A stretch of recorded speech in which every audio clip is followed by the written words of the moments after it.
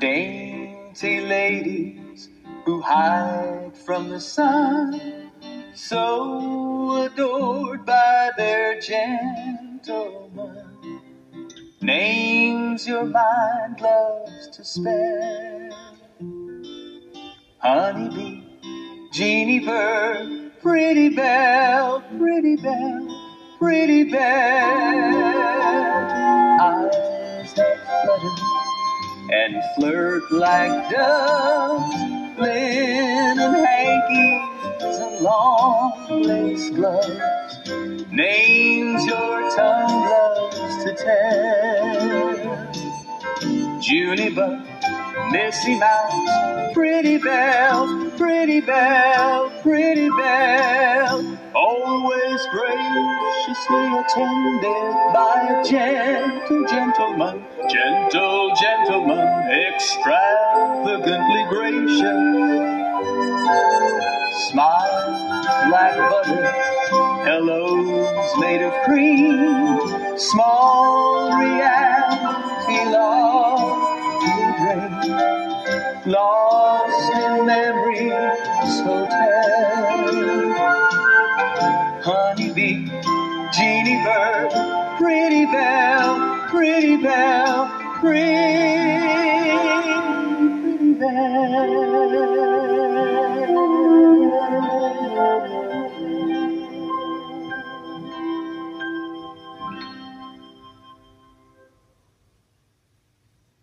Dr. Dimmer, my psychiatrist, suggested writing as a form of therapy. So after due consideration, I have decided to serialize my life story. It's a lively tale of rape and resurrection.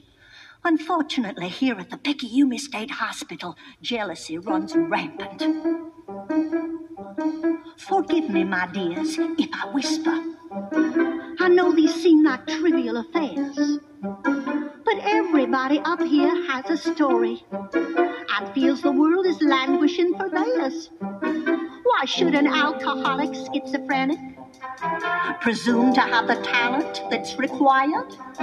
These folks are very literary people, but do leave certain things to be desired. Cause manic depressives don't do rewrites, that's a fact. Paranoid's trying to write, freeze with fright. Although psychopathic liars write a lot, they change the plot. So alcoholics, schizophrenics have to fill the spot. Now, an alcoholic is a natural writer. He has a flight of fancy that's unique. And speak about your changes and your rewrites. Well, with a bottle, he'll rewrite all week. Now, schizophrenics are extremely gifted. They have a certain liveliness and zest. So if you're alcoholic schizophrenic, you really must consider yourself blessed. Cause manic depressives don't do rewrites, that's a fact. But an alcoholic schizophrenic, especially when authentic, just might feel that she can really write.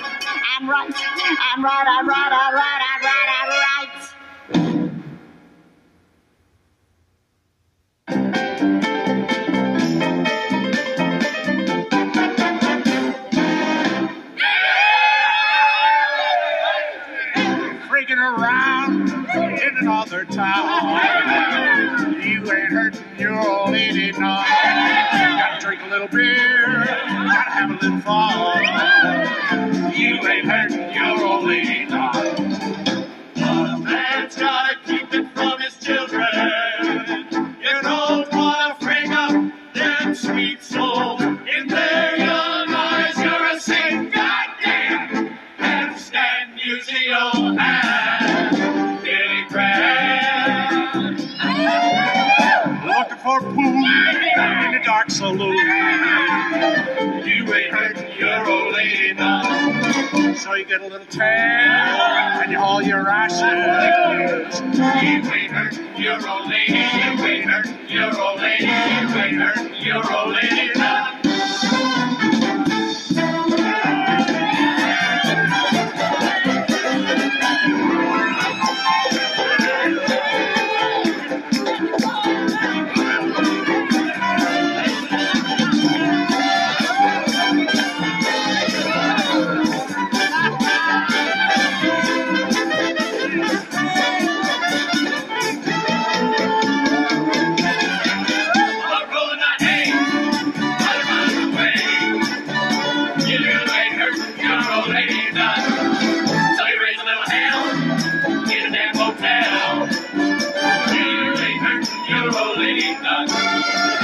But a man's gotta keep it from his children. You don't wanna bring up their little lives. In their young eyes, you're a god because you have George Wallace and Santa Claus.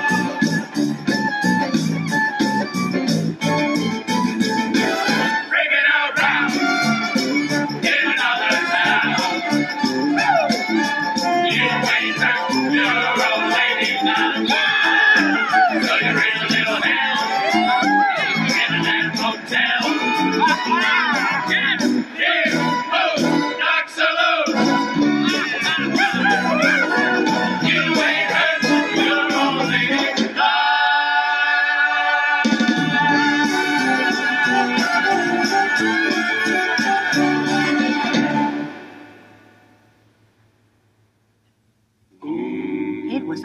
this July 4th in the memory of man. And there I was, helping to put my mate of 20-some years back into the red clay earth from whence he sprang. Poor Leroy gone to heaven, poor Leroy's dead. Poor Leroy lies so peaceful in his coffin bed. Leroy, may I tell you, even though I cried, part of me was bursting with sheer pride. I think you'll believe me, coming from your wife. Darling, you just never looked better in your life. You made me proud. Today you made me proud, Leroy. Take it from your wife. You never looked better in your life. Seeing you all dressed up, lying in repose, I recall the last time we went buying clothes. You said just a jacket, but how can you dispute? There's always an occasion for a blue serge suit. You made me proud. Today you made me proud, Leroy. Take it from your wife. You never looked better in your life. You made me proud. Today you made me proud, Leroy. Take it from your wife. You never looked better. Them folks put you together. Never, never, never looked better in your life.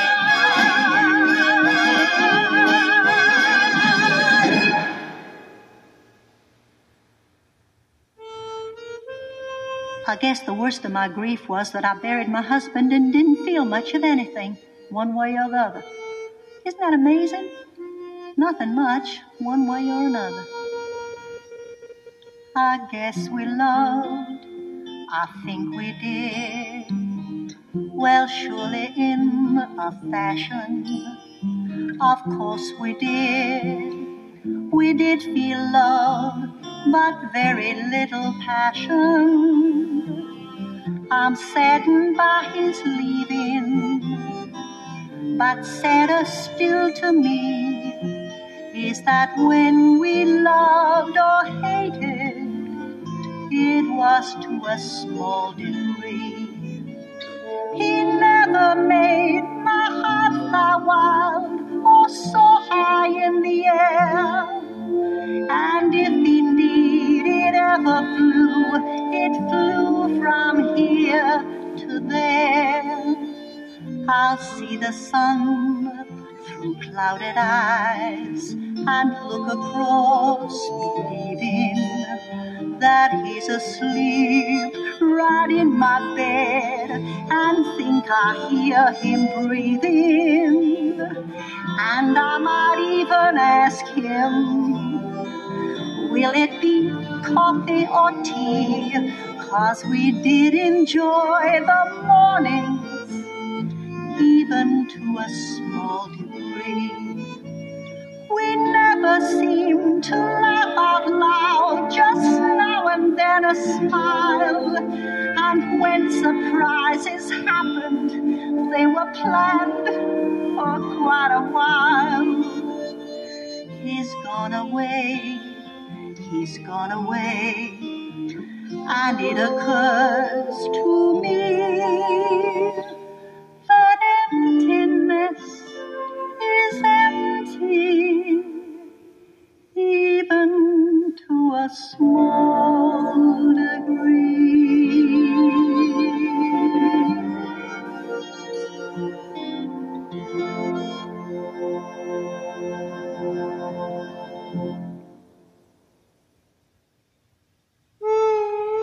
Now the most extraordinary thing happened.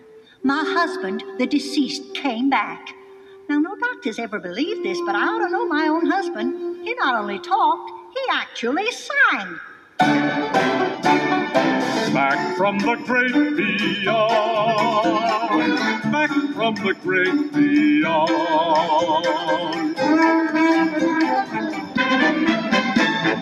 Just laid away and back the same day. Yes, back from the great beyond.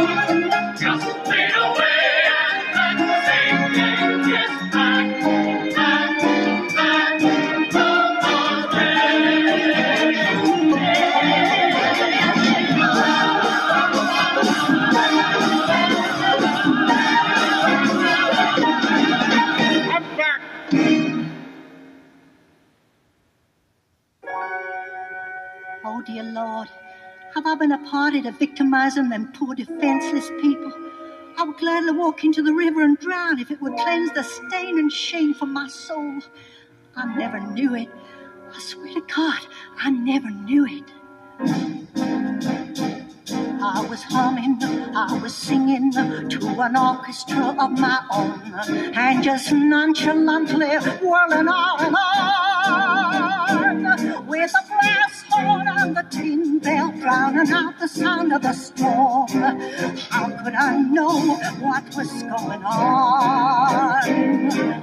How could I know what was going on? I was basking in the bright shine of the universe of myself. I was my own star and rising sun at dawn, while the bright side of my own light kept my skin a summery warm. How could I know what was going on? How could I know what was going on? I wanted, I needed to. How could I want, how could I need for you? Now my brain counts and the strange sounds make me try to hide from myself. Life is frightening when the orchestra is gone. Though my eyes try to see some light, all the sky is twisted and torn. But I know now what was going on. Yes, I know now what was going on. Now my brain counts and the strange sounds make me try to hide from myself. Life is frightening when the orchestra is gone. Though my eyes try to see some light, all the sky's twisted and torn. But I know now what was going on. Yes, I know now what was going on.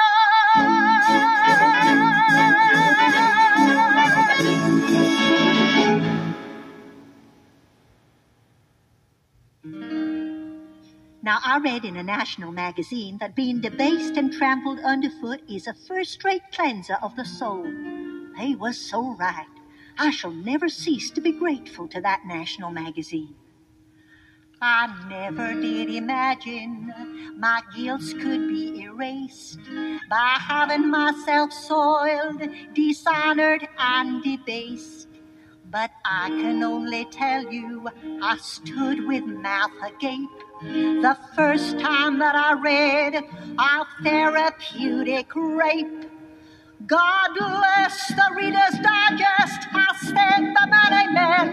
God bless the Reader's Digest, they've done it once again. Rape can be beneficial, rape can be good for you. They prove a woman can be raped and give up smoking too. God bless the Reader's Digest, I said the Man A Man. God bless the Reader's Digest, they've done it once again.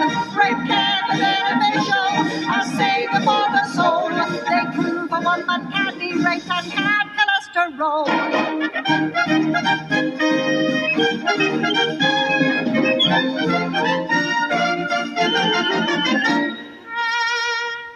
This country is the greatest. Sometimes I want to scream. You can't say I'm not living the great American dream. My union stands behind me. My church won't let me fail. And you show me a communist who's getting so much tail. God bless the Reader's Digest, a jewel on every page. Philosophies for living by prophets of the age. Quotations by Mohammed and Protestant descent. An interview with Jesus with recipes for Lent.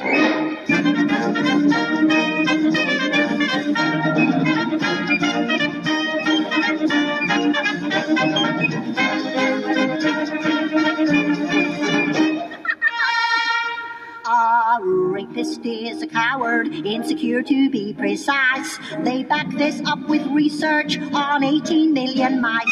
In simple words they tell us, they lay it on the line. If you relax your pelvis, you might have quite a time.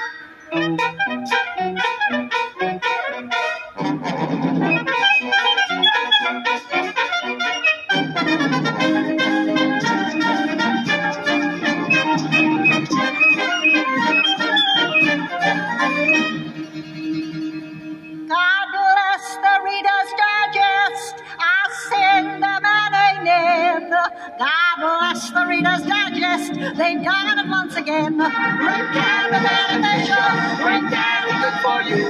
They prove a woman can be raped and give up smoking too. It can be good for you. It can be good for you.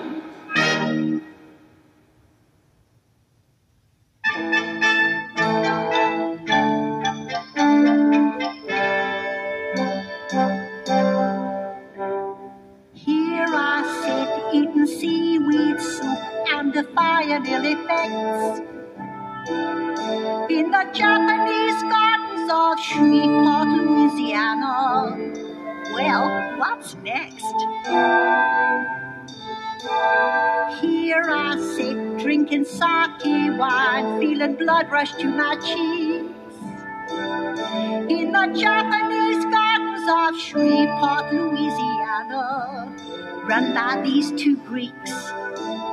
Mr. Miller, would you say that raw fish is an acquired taste? I like it now better than ham hocks and greens, which proves there's no accounting for one's preferences. You hear a joke and say, oh well, to me that joke just rings a bell. What makes a person's bell ring is an individual thing. Some may prefer to live alone. Some can't survive without a phone. The thing that makes your life sing is an individual thing. Out of deference to you, I of course respect your preference too, but it's nice if there is little differential in the things two people feel are preferential. With you and me, at least to me, we seem alike, would you agree? But I speak for myself, of course. There I go, presuming so, 'cause that's an individual thing, an individual thing.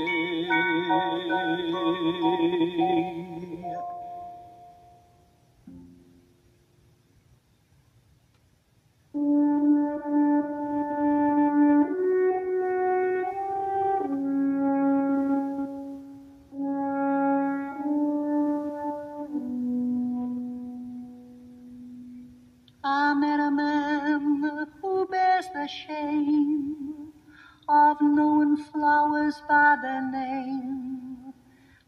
and will admit he's bought a bunch and even tried to paint one once.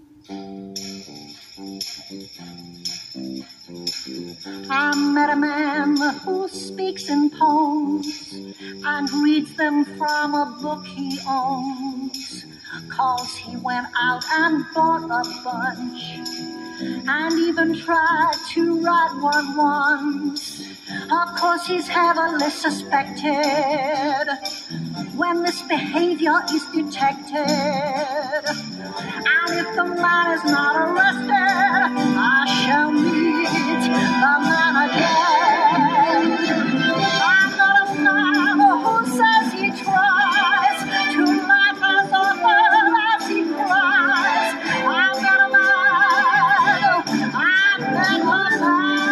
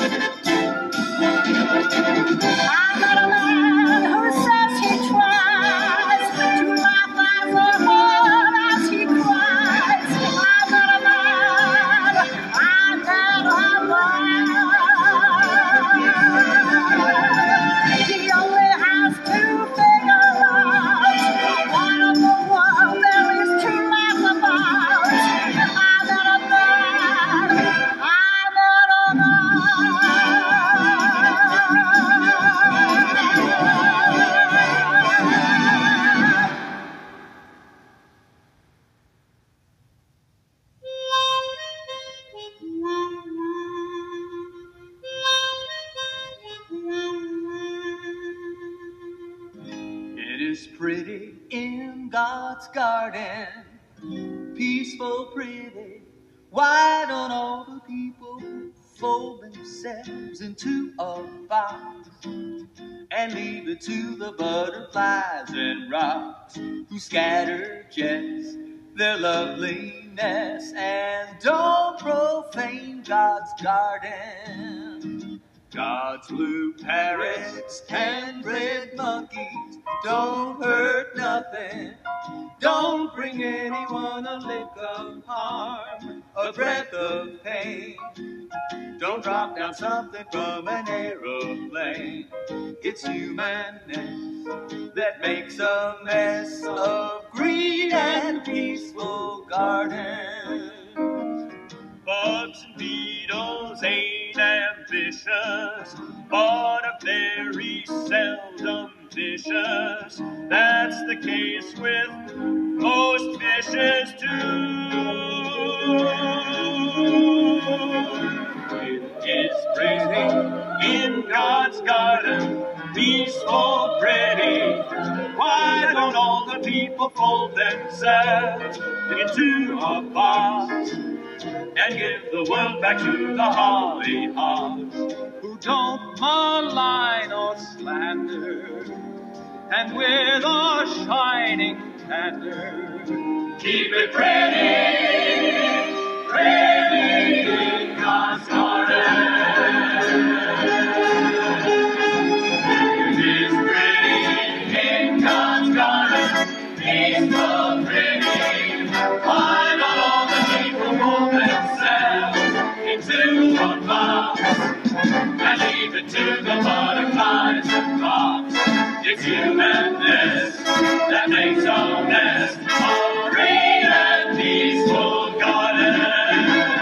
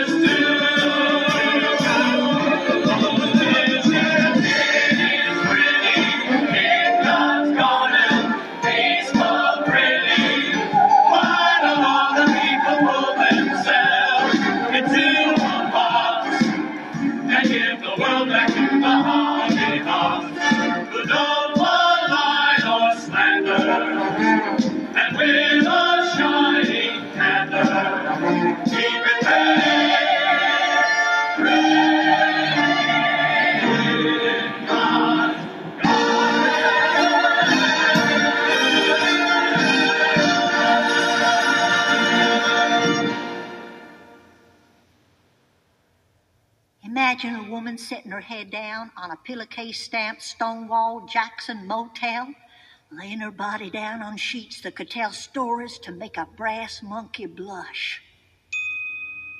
In the old days it was rotten, doing it on cotton.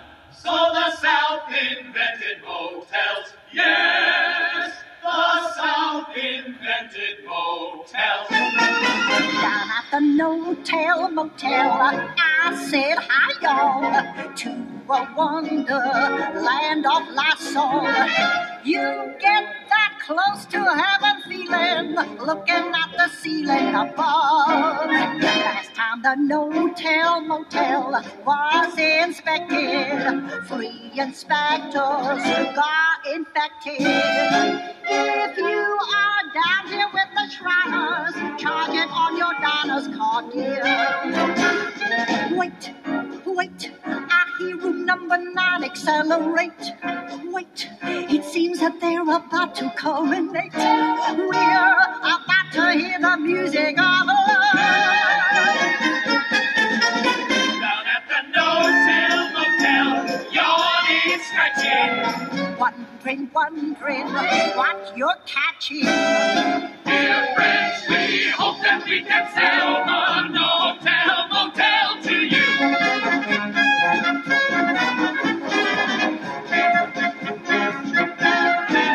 Down at the no-tell motel, it's exquisite. Nestled there on Lake Illicit. Be sure to visit Motel-Angela, where the view is floral all year. The rooms are bright and pleasant, light and airy, Tended by a Kleenex fairy. And if a lady's by herself there, there's a little elf there who helps. Hush, hush, I think I hear the chirping of a thrush. Thrush. Oh no, I've been mistaken, it's a flush. Flush. It's good to hear the music of love. there's a sensation of beauty degradation at the no-tell motel, full protection. Ever since its first erection, It is an honest duplication of an authentic gold plantation. conceit for fun and fornication. Down at the no-tell motel, it's exquisite. No-tell motel, it's illicit. No see, no hear, no tell. Down at the no-tell motel.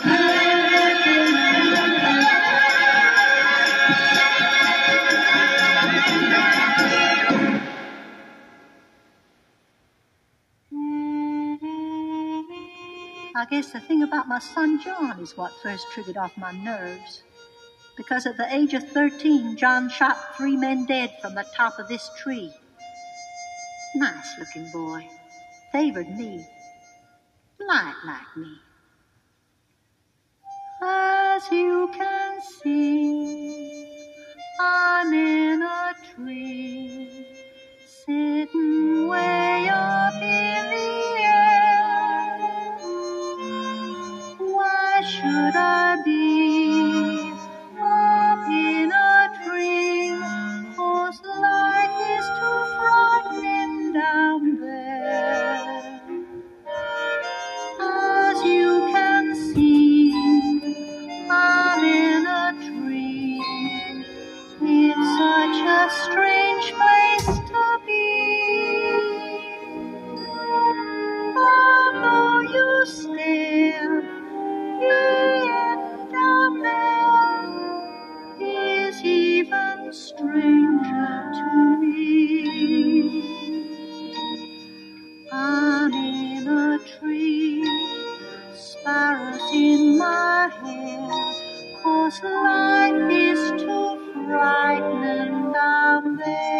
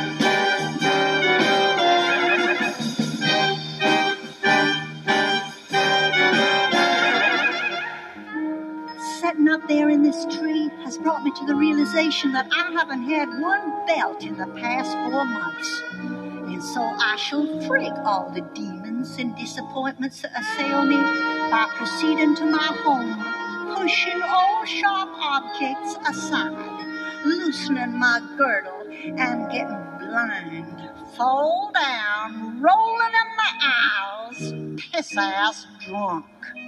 When I'm drunk, I'm beautiful. Beautiful, yes, beautiful. When a girl is basically plain, this here stuff is legerdemain. When I'm drunk, I'm prettier, wittier. Oops, did that joke come out of me? They could use me on the TV. When I'm drunk, I'm beautiful. Beautiful and drunk.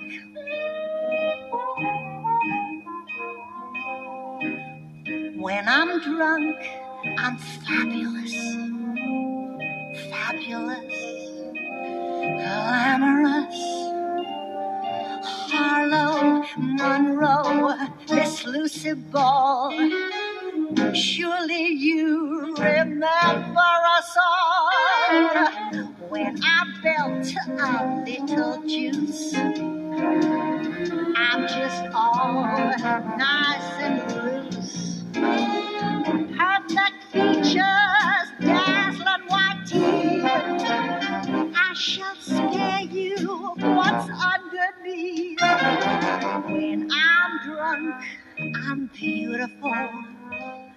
Beautiful and drunk.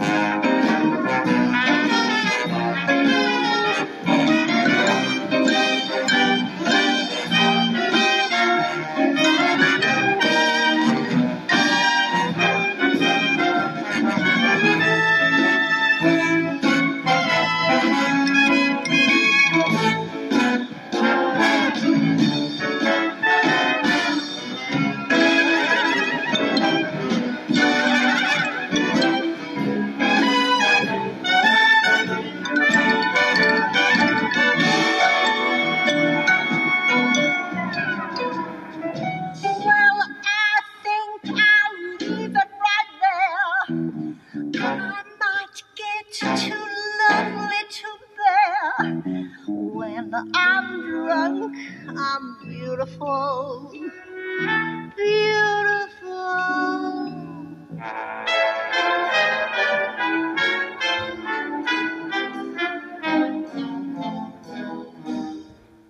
I'm drunk.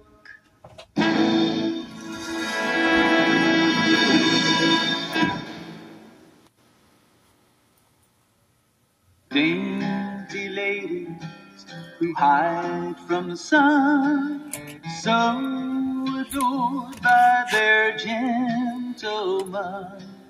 Names your mind loves to spare: Honeybee, Junie Bug, Prettybelle, Prettybelle, Prettybelle. Eyes that flutter and flirt like doves, linen hankies, long lace gloves. Names your tongue loves to tell: Jeannie Bird, Missy Mouse, Prettybelle, Prettybelle, Prettybelle. Smiles like butter, hellos made of cream, small reality, largely dream, lost in memory's hotel. Honeybee, Junie Bug, Prettybelle, Prettybelle, pretty Prettybelle.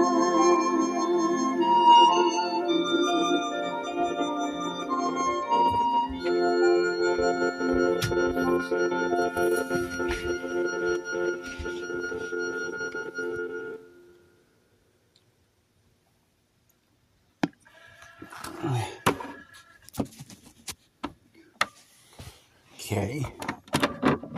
That was quick on 40. Here.